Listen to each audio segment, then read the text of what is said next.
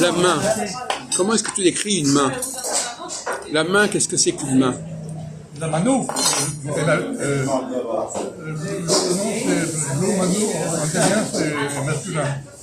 Non, mais c'est pas ça qui m'intéresse, c'est comment elle fonctionne la main. Comment elle fonctionne. Si tu as un enfant, tu lui dis comment tu la vois fonctionner la main. Et alors? Est-ce qu'il y a un doigt qui a joué un rôle plus important que les autres? C'est quoi? Il y a le majeur, oui, il y a le majeur, c'est important. Ah, le majeur. Le majeur, oui, c'est important.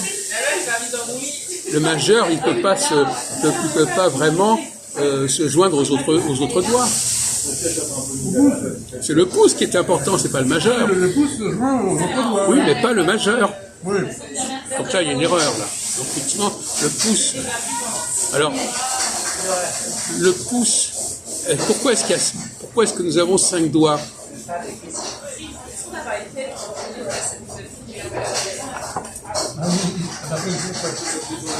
Ah oui.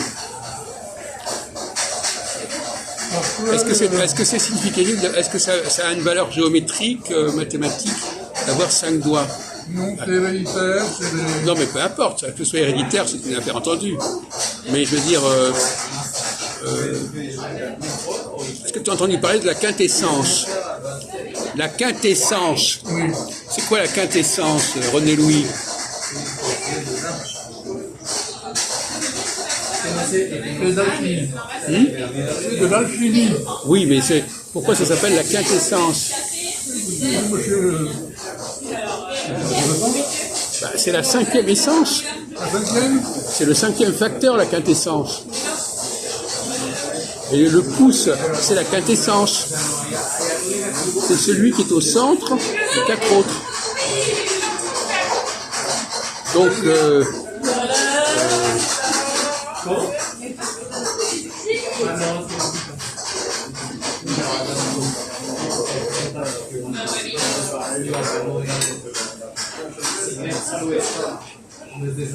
en astrologie, par exemple, est-ce que dans le ciel, il y a quelque chose qui est de l'ordre du 5 en astrologie, en astronomie, en astrologie? De l'ordre du 5.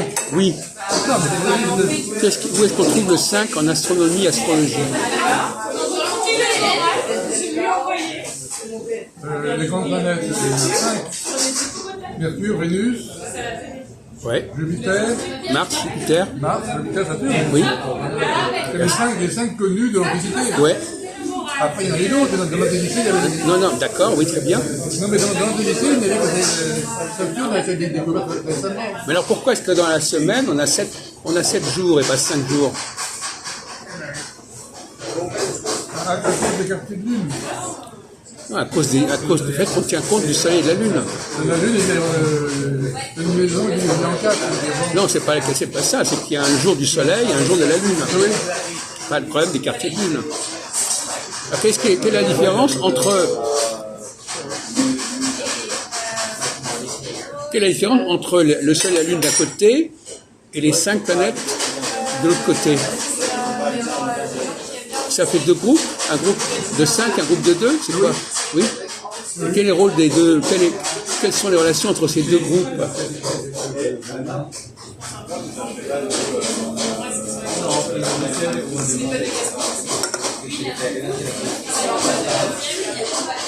Il y a 5 planètes qui tournent autour du soleil, et puis il y a la lune qui tourne autour de la Terre. Voilà.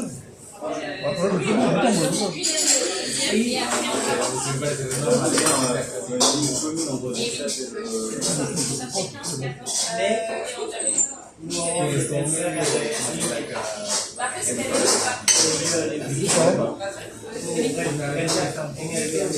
Le soleil, pourquoi est-ce que le soleil et la lune, ils n'ont pas de nom de mythologique? Pourquoi est-ce qu'ils ne portent pas de nom de Dieu, le soleil et la lune?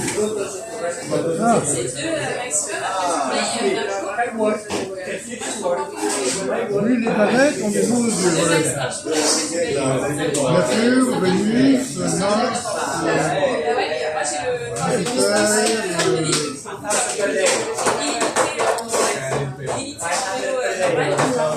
Donc la Lune et le Soleil n'ont pas de nom de Dieu.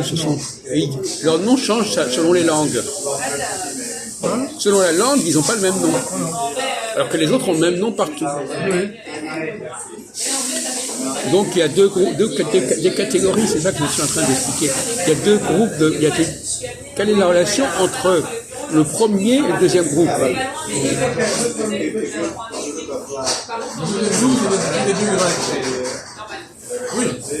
Oui. Le premier, c'est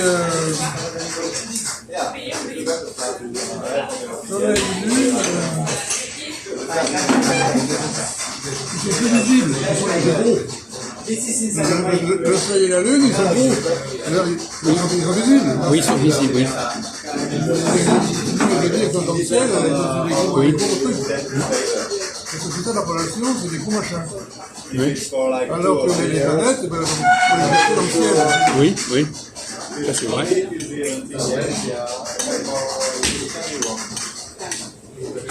Mais on va revenir à ce que nous disions tout à l'heure à propos de l'anniversaire. Il y a le moment. En psychologie, en astrologie, il y a le prometteur et le significateur. Le prometteur et le significateur. Le significateur. Alors, est-ce que ça te parle, ces deux notions? Est-ce que tu arrives à les comprendre? Comme la date ta date d'anniversaire, c'est le prometteur ou c'est le significateur? Le prometteur, il est significateur.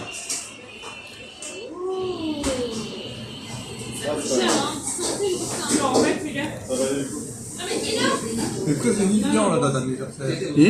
C'est très signifiant. Oui. Donc si c'est signifiant, alors l'autre rôle, c'est quoi? Le rôle du prometteur. Alors quel va être le rôle du prometteur par rapport au significateur?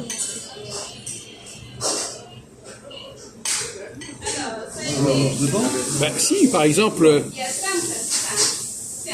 imagine que tu as une échéance,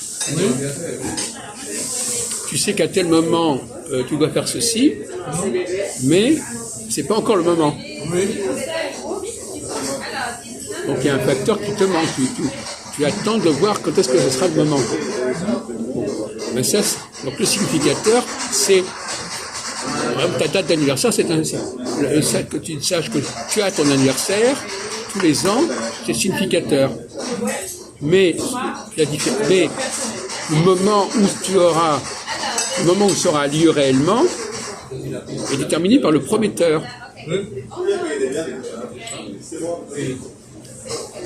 Le significateur, sans le prometteur, il est virtuel. C'est une date virtuelle. Tu sais qu'il y a ça, par exemple, la mort, c'est un significateur. Tu sais qu'il y a un moment donné où on meurt, et tu ne sais pas quand. Donc l'information qui te manque, c'est pas la signification, c'est le moment qui va déterminer l'événement en question. La prévision astrologique, c'est quand tu sais déterminer à quel moment telle information, tel événement aura lieu. Et l'événement, tu le connais déjà. Tu connais déjà l'événement, mais tu ne sais pas quand il aura lieu.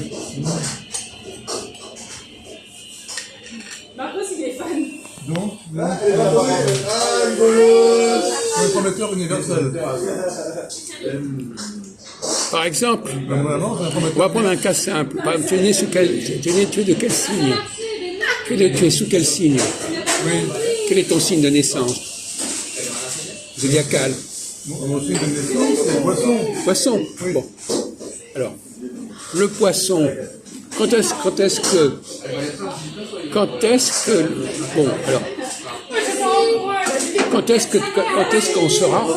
que ce signe du poisson sera activé? Le signe du poisson, il est activé donc vers le 22 février. Il est activé par quoi? Par quel facteur? Par quel moteur? Le moteur, c'est le soleil qui tourne. Voilà, c'est le soleil. Le soleil. Donc, le cycle du poisson, c'est un significateur qui est activé quand le soleil passe dans cette partie du ciel. Donc le soleil est prometteur.